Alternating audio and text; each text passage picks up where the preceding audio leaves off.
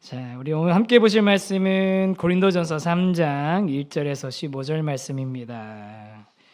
한 절씩 저하고 교독하도록 하겠습니다. 제가 먼저 읽습니다.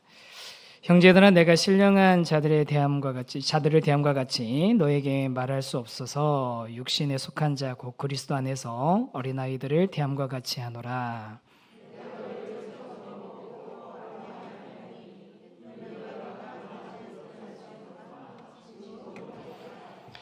너희는 아직도 육신에 속한 자로다. 너희 가운데 시기와 분쟁이 있으니 어찌 육신에 속하여 사람을 따라 행함이 아니리요.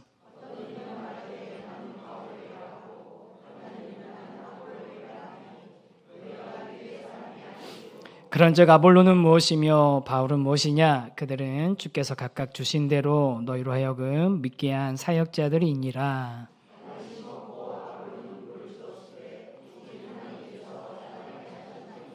그런즉 심는 이나 물 주는 이는 아무것도 아니로되 오직 자라게 하시는 이는 하나님뿐이니라.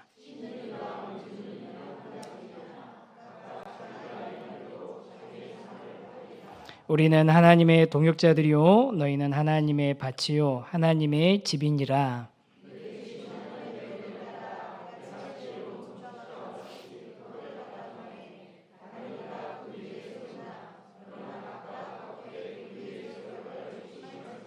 이 닦아둔 것 외에 능히 다른 터를 닦아둘 자가 없으니 이 터는 곧 예수 그리스도라.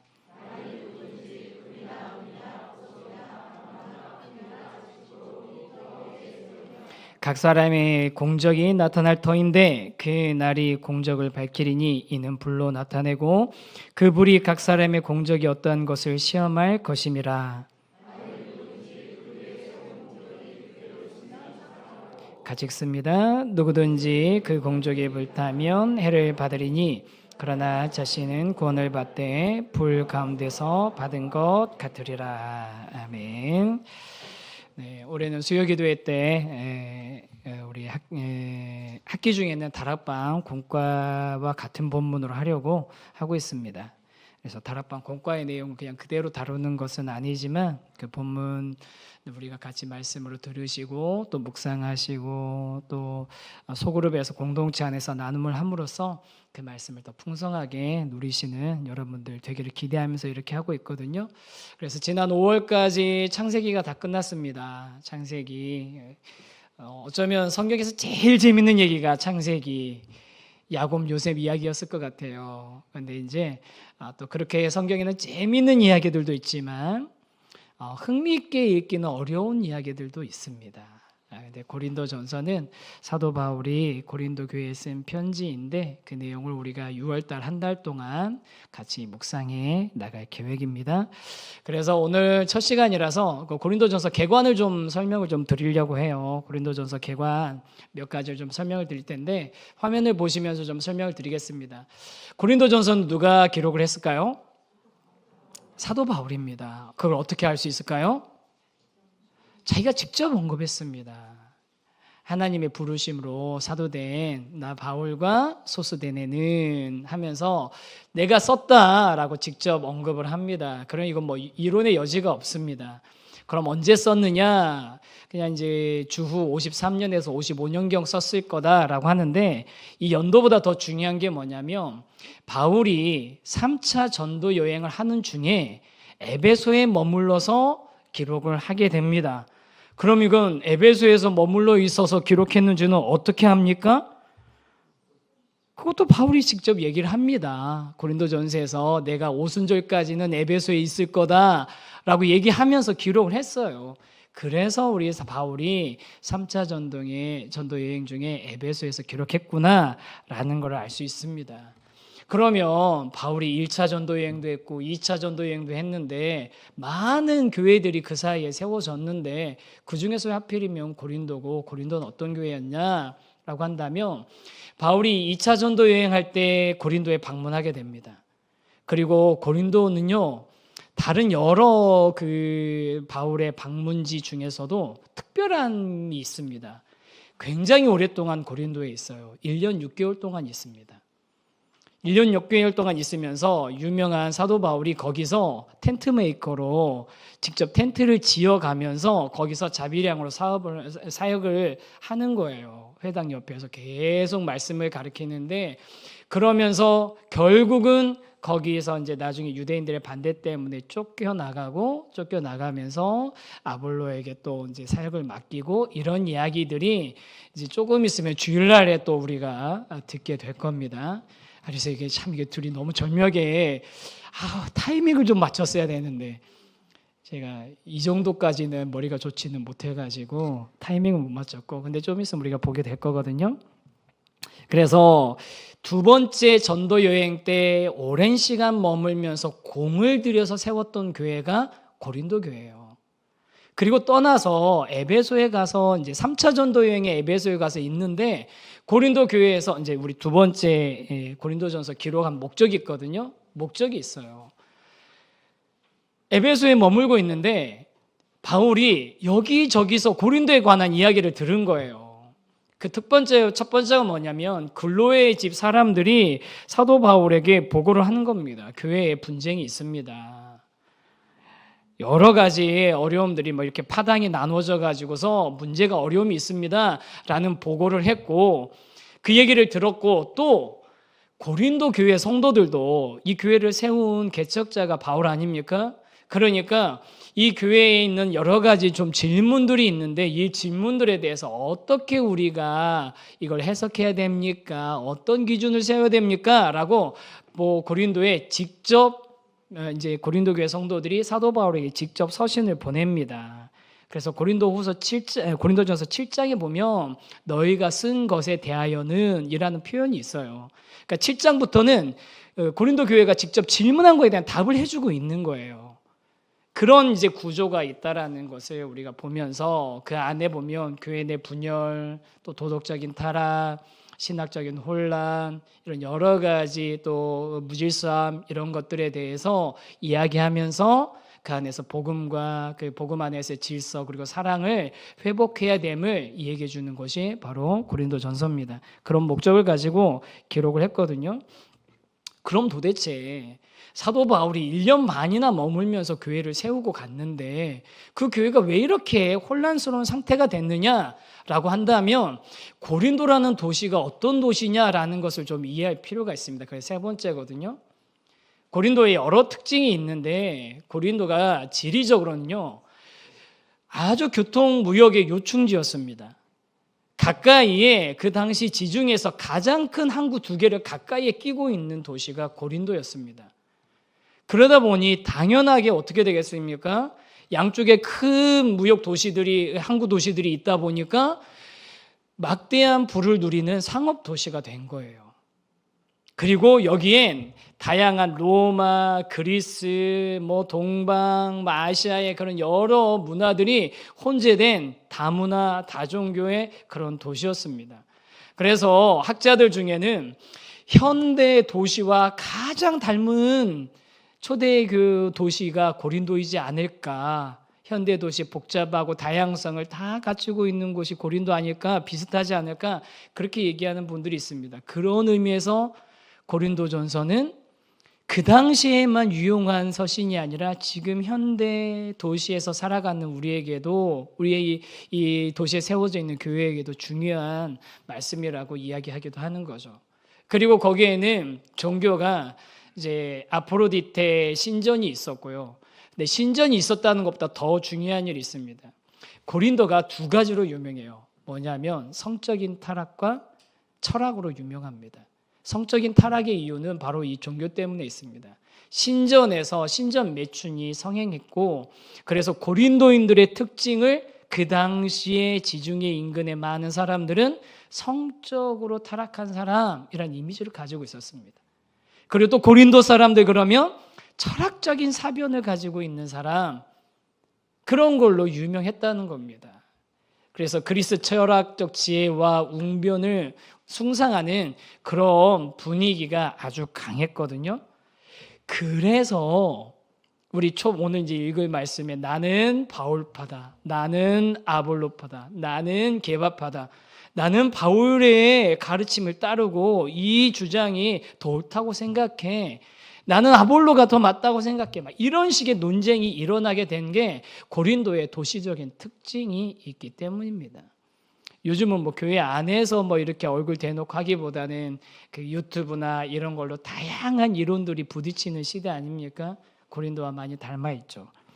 그럼 이 고린도전서는 어떤 내용들이 있느냐? 여러 가지 있는데 쭉 순서대로 간단하게 설명을 해드리면요. 첫 번째로는 교회의 분열 문제를 다루고 있습니다.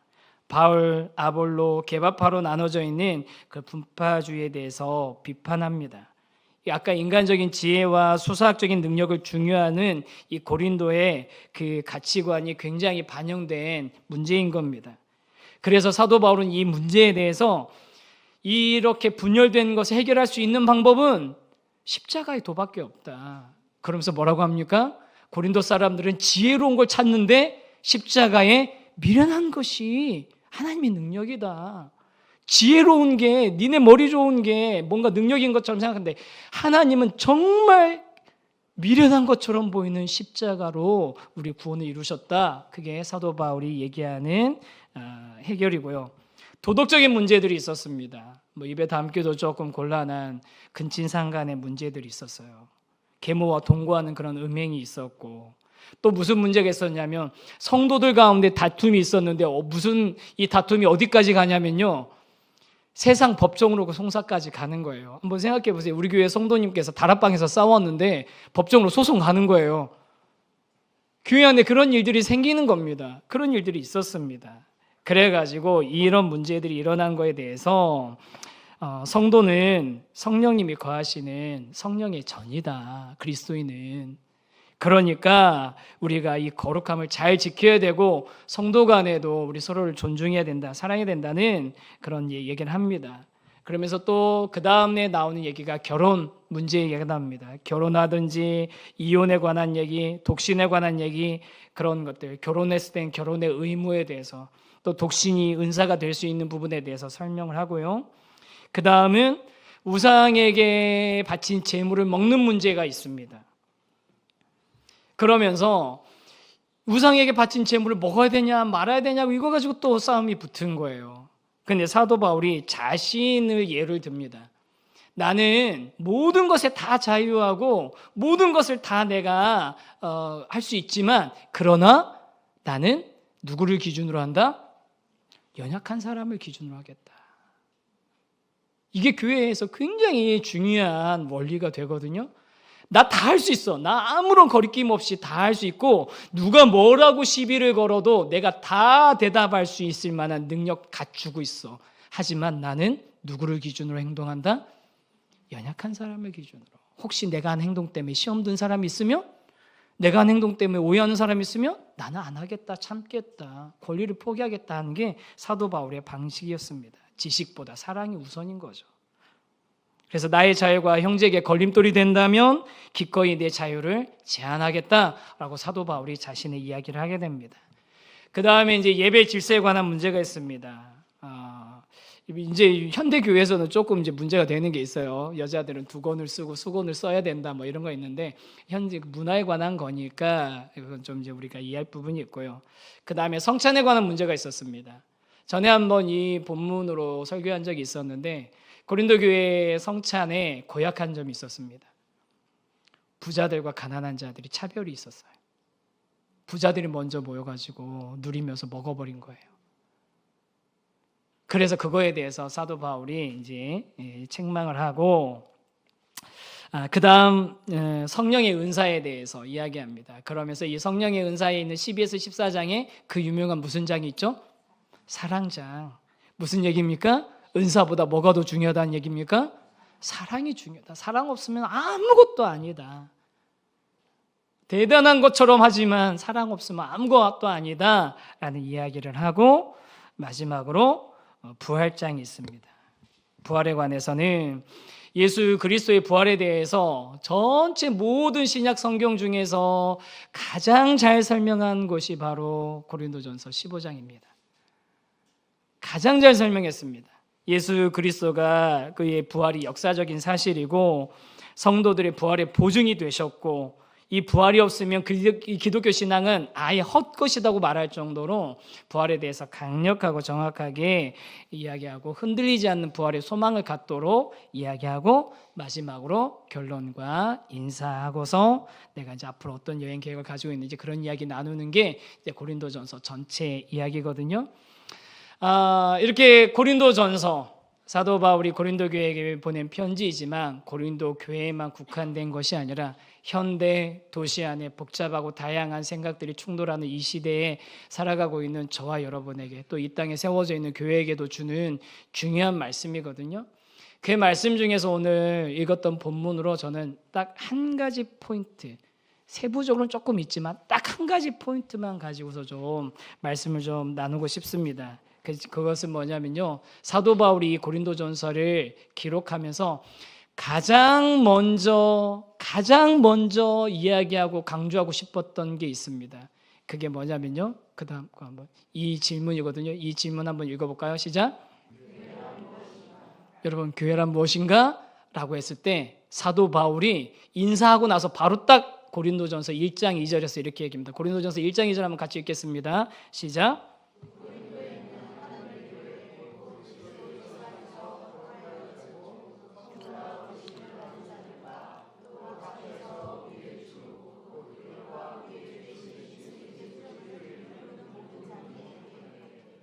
이 말씀 안에는요, 여러분, 교회가 무엇인지에 대해서 너무 잘 나와 있습니다. 이 말씀이 진짜 여러분 교회가 무엇인가? 라고 설명하고 싶다면 고린도전서 1장 2절을 보고서 설명하시면 됩니다. 그래서 우리 첫 번째 주제 한번 같이 한번 읽어보겠습니다. 같이 읽겠습니다. 시작. 교회는 뭐라고요? 하나님의 교회라는 거예요. 이거 하나님의 교회 이거 제가 우리 임직자 교육 때도 이 말씀 갖고 나누다가 제가 조금 그런데 이 좋은 걸 갖다가 그 사람들한테 뺏겨가지고 이 좋은 걸 갖다가 교회는 누구의 교회라고요? 하나님의 교회입니다. 고린도라는 지역에 교회가 있었습니다. 다른 지역에도 교회가 있습니다. 한국에도 교회가 있고 미국에도 교회 있고 캄보디아에도 교회가 있고 여러 나라의 교회가 있습니다. 또 개의 교회로 보면 뭐 분당 우리 교회도 있고 우리 세우신 교회도 있고 뭐 다른 교회들도 있지 않습니까? 여러 모양 다양한 지역의 다양한 모습으로 큰 교회 작은 교회 다른 그런 교회들이 있는데 진짜 중요한 건 뭐냐면 교회는 누구의 교회라고요? 하나님의 교회라는 겁니다. 교회의 주인은 누구십니까? 하나님이십니다. 이 이야기는 무슨 얘기입니까? 교회의 주인이 하나님이심을 인정하지 않고 있으면 아무리 모양이 교회 같고 아무리 교회같이 생긴 건물에 모여있고 아무리 모여서 일반적인 교회들이 하고 있는 그런 모임들을 하고 예배를 드리는 것처럼 보여도 그곳은 교회가 아니라는 겁니다. 교회는 하나님의 교회입니다. 교회에 영향력을 미치는 사람들이 있습니다. 교회에 마치 자기의 뭐라고죠? 지분이 있는 것처럼 생각하는 분들이 있습니다. 대표적인 사람은 목사들이죠. 개척한 목사들 특히. 교회가 그래서 나중에 어떻게 합니까? 자기 교회라고 생각하거든요. 여러분 그 순간 그 교회는 하나님의 교회가 진짜 교회가 아닌 겁니다. 여러분 우리가 열심히 우리 교회를 세워나가고 세우신 교회 우리 지난 4년 동안 분립 개척하면서 여기 오기까지 얼마나 수고 많으셨습니까? 얼마나 애쓰셨습니까? 보이는 곳에서 보이지 않는 곳에서 땀과 수고와 참아 넘어가면서 해오셨던 그 많은 그 섬김이 있었기 때문에 우리 교회가 지금 이 모습으로 정말 아름답고 건강하게 세워질 수 있었습니다. 엊그저께도 아니고 어제 이제 우리 이찬수 목사님 뵙고 우리 교회 근황들 좀 나누고 또 인사도 좀 드리려고 찾아뵙고 뵀는데 이찬수 목사님이 분립개척한 교회 목사가 연락이 오면 긴장을 하세요. 목사님 뵙고 싶습니다. 그러면 긴장해서 저는 뒤에다 목사님 10분이면 됩니다. 그 중요한 일 아닙니다라는 걸 이제 알려드리는 거죠. 그렇게 그래 봐라 그러셔가지고 다녀왔는데, 여러분 이제 우리 교회 이야기들을 쭉 좀 이렇게 나눴더니 목사님이 너무너무 기뻐하시면서 좋아하시는 거예요. 너무 감사하다. 너무 귀한 성도들과 함께 건강한 교회 잘 세워주고 있어서 너무 고맙다. 너무 고맙다. 그리고 앞으로는 무소식이 희소식이다. 연락하지 마라. 그러셨는데, 여러분 그렇게 우리가 수고하고 애써서 세워온 교회, 그런데 우리 안에 어떤 마음이 들기 쉽습니까? 공로의식이 들기 쉽습니다. 이 교회의 지분을 주장하고 싶은 순간들이 있습니다. 내가 그동안 봉사한 게 어딘데, 내가 그동안 수고한 게 어딘데. 여러분 그렇게 내 지분을 주장하기 시작하면 교회의 주인인 하나님, 100% 지분을 가지고 계신 하나님의 그 진정한 주인 되심에 우리가 반기를 드는 것입니다. 우리 귀한 성도 여러분, 우리 교회의 온전하고 진정한 주인, 100% 지분을 가지고 계신 분은 누구십니까? 하나님이십니다. 교회는 하나님의 교회입니다. 고린도 교회가 가지고 있었던 문제가, 첫 번째 문제가 바로 여기서 시작이 되는 거예요. 나는 바울에게다. 나는 아볼로에게다. 나는 게바에게. 심지어 나는 그리스도에게. 여러 사람들이 자기가 추종하는 사람들, 또 그 사람과 그 이론을 추종하면서 세워놓은 어떤 세력들, 그러면서 이 교회 안에 가지고 있는 영향력들, 그런 것들을 가지고서 대립하고 있는 상태에 내가 더 주도권을 가지고 있고 내가 더 영향력을 가지고 있어야 되는 그런 것을 얘기하는 그런 상태가 너무 사도 바울이 보기에는 안타까운 상태였던 거예요. 뒤에 나오는 윤리적인 문제들 언급하기 이전에 가장 중요한 문제가 바로 여기 있었던 겁니다. 여러분 착각하지 마십시오. 교회는 바울의 것도 아니고 아볼로의 것도 아니고 게바의 것도 아니고 하나님의 것입니다. 그래서 이렇게 얘기하는 겁니다. 3절, 6절, 7절 말씀이거든요. 한번 쭉 읽겠습니다. 시작.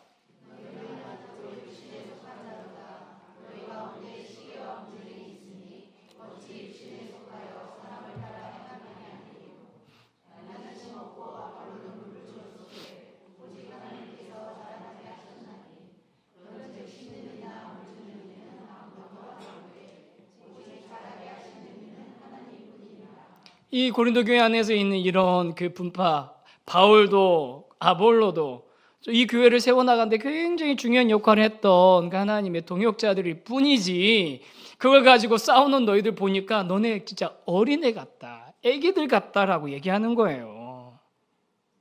애기들 같다. 한번 생각해봐라. 나는 심었고 아볼로는 물을 주었지만 자라게 하시는 분은 누구시라고요? 하나님이시라는 겁니다. 오직 하나님뿐이라는 거예요.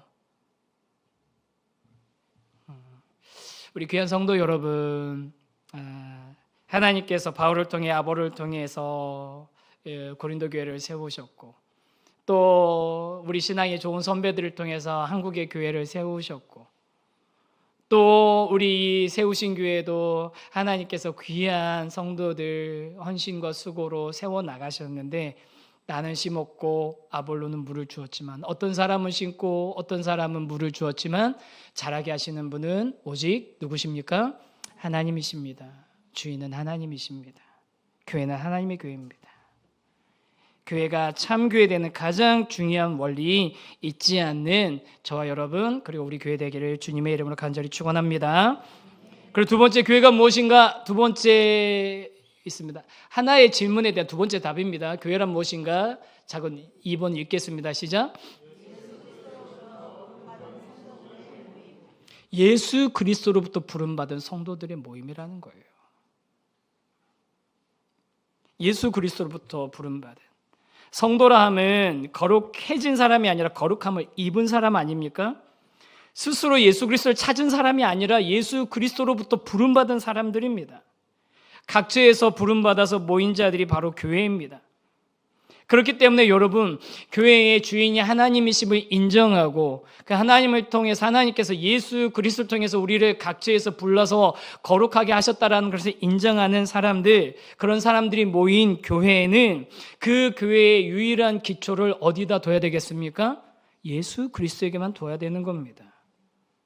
교회의 참된 터는 우리 주 예수라.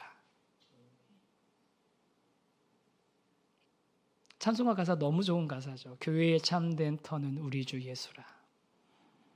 11절에 이 이야기를 합니다. 우리 11절 말씀 한번 같이 한번 읽어보겠습니다. 시작.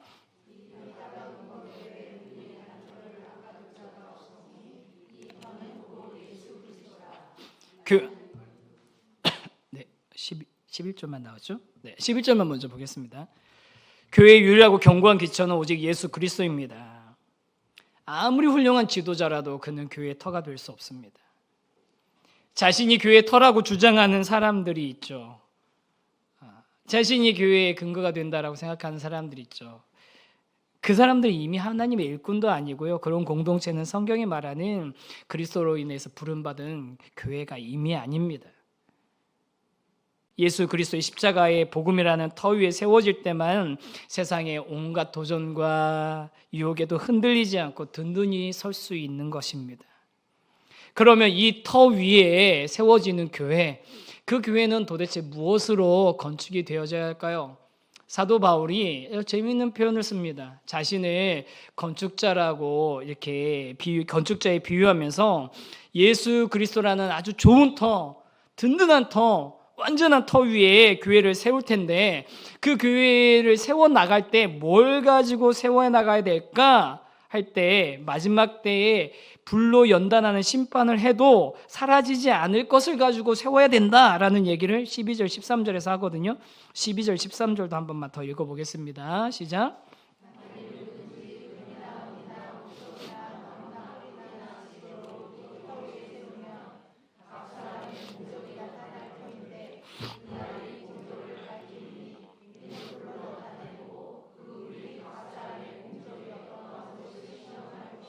네, 이 말씀도 어려운 말씀인 것 같죠.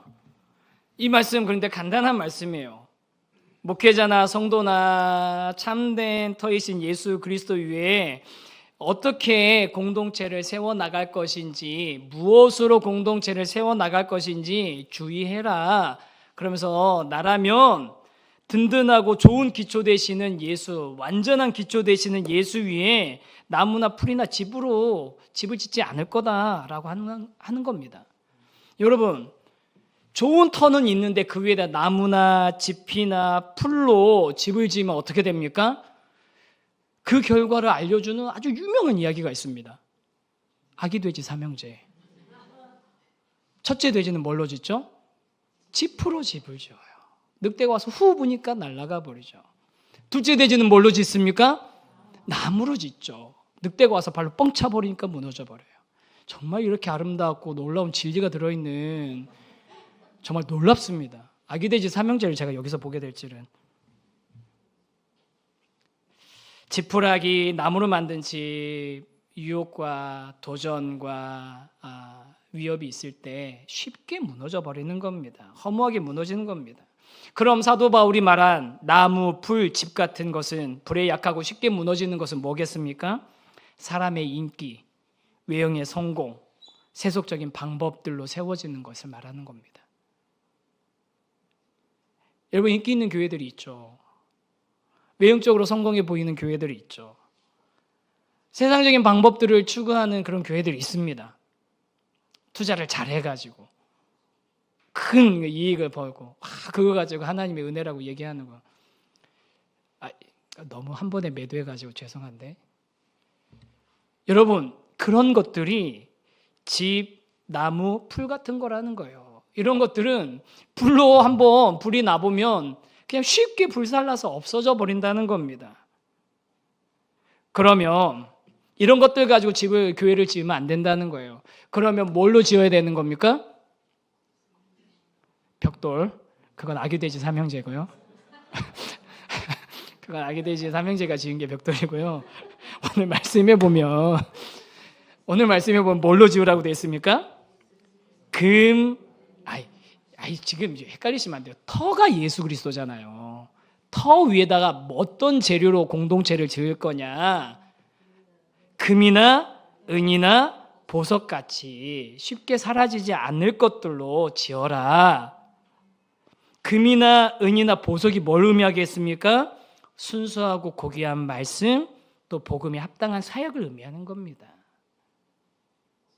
말씀, 그 복음의 원리에 합당한 사역들로 세워지는 것, 그게 금, 은, 보석 같은 것입니다. 쉽게 없어지지 않는 것들. 이제 말씀을 이제 정리를 좀 하려고 합니다. 우리 고린도전서 앞으로 읽어 나갈 때 바울이 왜 고린도전서를 썼는지 그 이유를 알았고 그 안에 어떤 내용들이 앞으로 좀 이제 펼쳐지게 될지 우리가 좀 같이 봤습니다. 그리고 그 중에 첫 시작이 교회의 진짜 주인이 누구냐, 교회가 무엇이냐라고 하는 것에 두 가지 사도 바울이 얘기합니다. 첫 번째, 교회의 주인은 누구시라고요? 하나님이시라고요. 교회는 하나님의 교회다. 그리고 교회의 참된 터는 누구시라고요? 예수 그리스도시라고요. 그 참된 터이신 예수 그리스도 위에 무엇을 가지고 세워야 된다고요? 금이나 은이나 보석같이 쉽게 없어지지 않을 것들. 세상의 인기나 세상적인 방법이나 인간적인 그런 것들로 나무나 집, 풀 같은 걸로 짓지 말고 빨리 지을 수 있잖아요. 쉽게 지을 수 있잖아요. 그런 걸로 하려고 하지 말고 어렵지만 귀하지만 금이나 은이나 보석같이 말씀과 복음의 원리에 맞게 그 예수 그리스도 터 위에 세워지는 그 교회가 하나님이 기뻐하시는 교회, 이 땅 위에서 하나님의 영광을 드러내고 세상에 복음을 증거하는 교회가 될 줄 믿습니다. 그런 교회 저와 여러분이 함께 꿈꾸며 세워가기를 소망합니다.